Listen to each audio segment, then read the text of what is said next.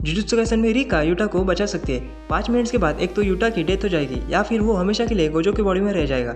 Utah की जो 5 minutes की लिमिट है जहां वो रिका के फुल्ली मैनिफेस्ट होते कॉपी टेक्निक को सिर्फ 5 मिनट यूज कर सकता है। इस लिमिट को रिका बाइंडिंग ऑफ की मदद से बढ़ा सकते हैं या यूटा के मरने के बाद भी रिका यूटा को वापस ला सकते हैं। हाँ, एक पॉसिबिलिटी बनती है। अब अगर तुम्हें इम्पॉसिबल लग रहा हो तो हाँ, ये पॉसिबल है। रिका बाइंडिंग ऑफ बना सकते हैं। बाइंडिंग ऑफ 2 इंडिविजुअल में बना जाती है या एक इंडिविजुअल भी बाइंडिंग ऑफ बना सकता है, जस्ट लाइक नानामी एंड मिवा। और इसे कुछ फर्क नहीं पड़ता कि कोई ह्यूमन है या कर्स स्पिरिट। जब तक उन्हें कर्स एनर्जी को यूज करना आता है और जिनके पास कर्स एनर्जी को मैनिपुलेट करने का नॉलेज है वो बाइंडिंग ऑफ बना सकते हैं। और वैसे रिका को यूटा की परमिशन की भी जरूरत नहीं। चैप्टर 178 में यूटा के बिना कहते ही रिका ने यूटा से पूछा था, व्हाट विल इट बी, तुम्हें कौन सा वेपन चाहिए। और वैसे हमें पता ही है रिका यूटा को प्रोटेक्ट करने के लिए कुछ भी करेगी। तो रिका बाइंडिंग ऑफ बनाएगी। इस बाइंडिंग ऑफ में रिका कुछ सैक्रिफाइस करेगी, मे भी कर्स एनर्जी और मे भी उसकी लाइफ या कुछ और ही, जिससे यूटा की टाइम लिमिट्स बढ़ जाए। अल्सो यूटा के जीतने के चांसेस बढ़ जाए। जुजुत्सु काइसेन 0 में यूटा रिका की फुल पावर यूज करने के लिए वो खुद को सैक्रिफाइस करता है। रिका से कहता है मैं अपना सारा फ्यूचर दे दूंगा, heart and body and everything. इसी तरह मैं भी रिका यूटा को बचाने के लिए लास्ट टाइम कुछ सैक्रिफाइस करे। चैप्टर 179 में हमें पता है रिका कितनी डेस्परेट थी जब यूटा अकेला डोमेन एक्सपेंशन में फंसा था विदाउट रिका।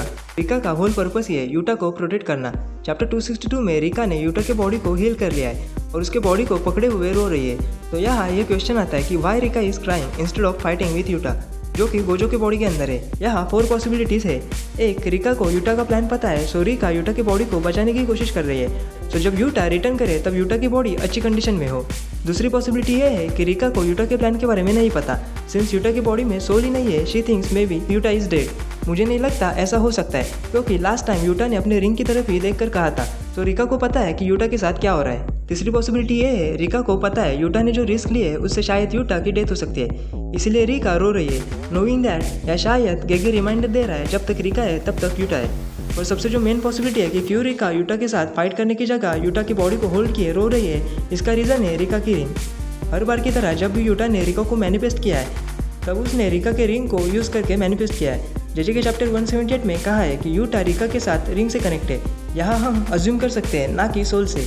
पर अगर हमें जैसे कि चैप्टर 263 में पता चलता है कि रिका को यूटा के प्लान के बारे में कुछ नहीं पता, तो ये एक प्लॉट होल बन सकता है। बिकॉज जैसे कि चैप्टर 141 में जब यूटा यूजी के साथ लड़ रहा था तब यूटा के बिना कहते ही रिका समन हुई थी, तो रिका को पता था कि यूटा के साथ क्या हो रहा है। अब अगर तुम्हें लग रहा हो कि यूटा ने रिका को बिना नाम पुकारे ही समन किया था, या मे बी इट्स मिस्टेक और कंसिस्टेंसी, तो जरा रिका की तरफ नजर मारना। रिका ने लिटरली पूछा था व्हाट्स गोइंग ऑन हियर। तो मैं नहीं चाहता कि जेजे के चैप्टर 263 में हमें पता चले कि रिका को कुछ भी नहीं पता था यूटा के प्लान के बारे में। अगर तुम्हें वीडियो देखकर कुछ भी अच्छा लगे तो वीडियो को लाइक कर देना, दोस्तों के साथ शेयर कर देना और चैनल को सब्सक्राइब कर देना।